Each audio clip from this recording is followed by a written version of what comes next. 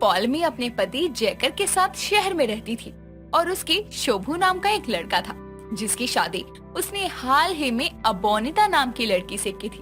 पॉलमी वैसे ही बहुत अमीर थी और उसकी बहू भी अपने मायके से भर भर कर दहेज लाई थी और इस वजह से पॉलमी अबोनिता को बहुत पसंद करती थी। पॉलमी को बस नफरत थी तो अपनी बचपन की सहेली और पड़ोसी साक्षी से, क्योंकि जब पॉलमी कुंवारी थी तो वो केशव नाम के एक लड़के को बहुत पसंद करती थी, लेकिन साक्षी ने उससे शादी कर ली। वहीं किस्मत ने भी अपना खेल दिखाया और पॉलमी और साक्षी एक दूसरे की पड़ोसने बन गई।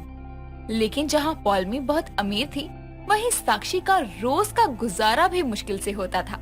एक दिन पॉलमी अपने पति के साथ बैठकर अपनी बहू को बुला कर कहती है, बहू यहाँ आओ, देखो मुझे अभी मेरी एक दूसरी सहेली ने बताया है कि साक्षी की बहू निधि माँ बनने वाली है। अब मुझे भी तुमसे जल्द से जल्द दादी बनने का सुख चाहिए, समझी तुम? बच्चे ऑनलाइन थोड़ी मिलते हैं जो ऑर्डर करके इनको दे दूं। कुछ बोला क्या बहू तुमने? अचानक चुप क्यों हो गई तुम? अरे उसकी छोड़ो, तुम ये कैसी बातें कर रही हो? ये तो भगवान की मर्जी है कि बहू की गोद कब भरेगी। अब तुमको इसमें भी अपनी सहेली से मुकाबला करना है, हद है मतलब। हाँ, मैं नहीं चाहती कि वो मुझसे पहले दादी बन जाए। और तुम दोनों को समझ आई या नहीं? अरे वो हमारी क्या ही बराबरी करेंगे। निधि की सास कितनी अच्छी है और एक मेरी। कुछ बोला क्या बहू तूने? मुझे कुछ सुनाई नहीं दिया। नहीं माँ जी, बस ये बोला कि आप क्यों साक्षी आंटी से इतनी बराबरी करती हैं। कहाँ हम कहाँ वो, हम लोग इतने अमीर हैं और उनका गुजारा भी मुश्किल से हो पाता है। दोनों बातें कर ही रही थी कि तभी उनके घर पर साक्षी आती है और रसगुल्ले देते हुए पॉलमी से कहती है, लो पॉलमी, मुंह मीठा कर लो, मैं दादी बनने वाली हूँ। अरे साक्षी, रहोगी तुम गरीब की गरीब ही, दादी बनने वाली हो तब भी रसगुल्ले ही खिला रही हो। कोई ढंग की महंगी मिठाई ही खिला देती। खैर छोड़ो, मुबारक हो तुमको। साक्षी बिना कोई जवाब दिए चुपचाप वहाँ से चली जाती है। ऐसे ही दिन बीतते हैं। पॉलमी को पता चलता है कि अबोनिता भी माँ बनने वाली है, जिसके बाद वो अपनी गली में ढोल बजवाकर सबको ये बात बताती है और पूरे मोहल्ले में महंगी मिठाइयाँ बंटवाती है। और ये सब होता देखकर साक्षी की बहू निधि उससे कहती है, क्या हुआ माँ जी, आपका मुंह क्यों उतरा हुआ है? आपको बुरा लग रहा है क्या कि अबोनिता माँ बनने वाली है? आप तो ऐसे नहीं हैं, फिर आप क्यों परेशान हो रही हैं? अरे नहीं पगली, कैसे बात कर रही है? वो भी मेरी बहू जैसी है। मैं तो बस ये सोचकर परेशान हूँ कि इस गरीबी में मैं कैसे सब चीजें संभालूंगी। माँ जी, सब कुछ अच्छे से हो जाएगा, मुझे खुद से ज्यादा आप पर भरोसा है। निधि इतना कहकर अपनी सास की गली लग जाती है। अब साक्षी जितना ध्यान अपनी बहू निधि का रखती, उससे कई बढ़ चढ़कर पॉलमी अपनी बहू अबोनिता का रखती। दिन बीतते हैं। एक दिन पॉलमी बहुत सारे गिफ्ट्स लेकर साक्षी के घर आती है और साक्षी से कहती है, ये लो साक्षी, मैं तुम सबके लिए मिठाई लेकर आई हूँ और कुछ तोहफे भी।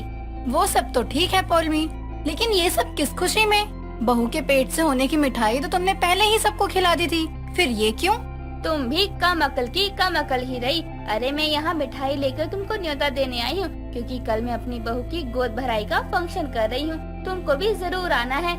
रोज की परेशानियों में मैं तो भूल ही गई थी कि मुझे भी मेरी बहू की गोद भराई का फंक्शन करना है। ठीक है पॉलमी, हम सब आ जाएंगे।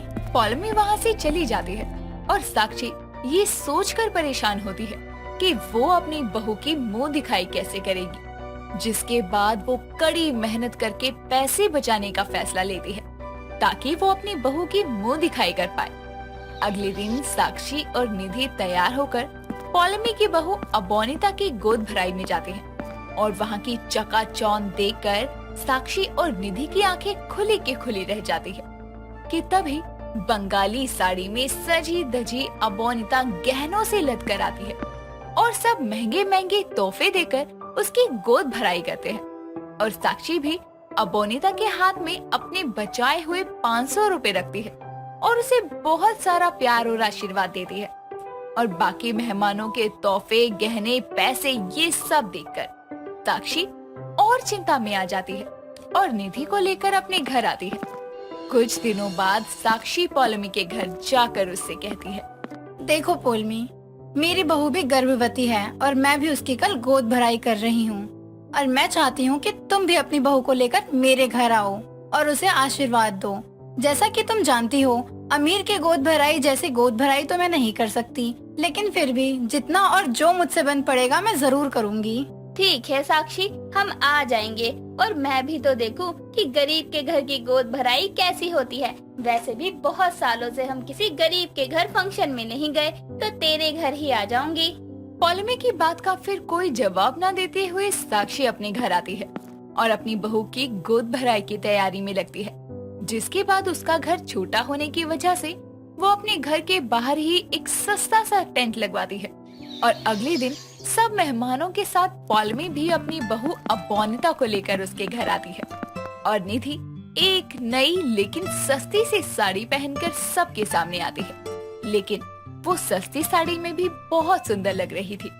जिसके बाद अबोनिता मुस्कुराते हुए निधि के पास जाती है और उसकी गोद में एक चांदी की पायल को फेंकते हुए कहती है, ये लो निधि, तुम और तुम्हारे पूरे ससुराल वालों ने कभी इतनी महंगी पायल नहीं देखी होगी। अबोनिता, ये क्या तरीका हुआ किसी से बात करने का? क्यों माँ जी, क्या हुआ? आप ही तो मुझे कहती हो ना कि ये गरीब हैं और हम अमीर, और हमको इनसे ऐसे ही बात करनी चाहिए। भूलो मत अबोनिता, ये मेरी सहेली की बहू है। मैं कहती हूँ अभी के अभी माफी मांगो इससे। कैसी माफी माँ जी, आप तो खुद भी जब देखो अपनी ही सहेलियों को नीचा दिखाती हो। अब मैंने अपनी सहेली को 2-4 बातें क्या बोल दी तो आपको बुरा लग रहा है?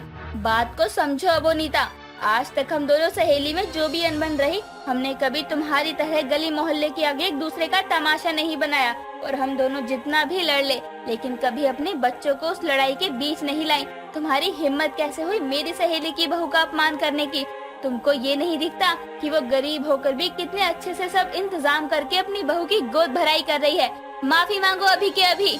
छोड़ पोलमी, तूने मुझे इतने सालों बाद अपनी सहेली बोला, मेरे लिए वही बहुत है। रहने दे बहू, तुझे माफी मांगने की जरूरत नहीं है। नहीं माँ जी, मुझे माफ कर दो। निधि, तुम भी मुझे माफ कर दो। माँ जी को देख देख कर मैं ये भूल गई थी कि मैं ये क्या कर रही हूँ और ये सब क्या बोल बैठी।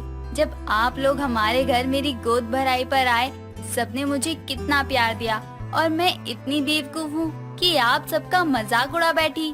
ये बोलकर अबोनिता निधि और साक्षी से हाथ जोड़कर माफी मांगती है कि इतने में ही वहाँ बरसात शुरू हो जाती है और ये सब होते देखकर साक्षी रोते हुए कहती है, हे भगवान, अब बारिश आ गई। मेरी बहू की गोद भराई पूरी कैसे होगी? घर तो इतना बड़ा भी नहीं कि सबको अपने घर में ले जा सकूं। मैं हूँ ना, मेरा घर तेरा घर नहीं है क्या? चल, तेरी बहू की गोद भराई मेरे घर होगी। इतना कहकर पॉलमी और अबोनिता निधि और साक्षी को सब मेहमानों सहित अपने घर ले आते हैं और निधि की बची हुई रस्में उसके घर होती है।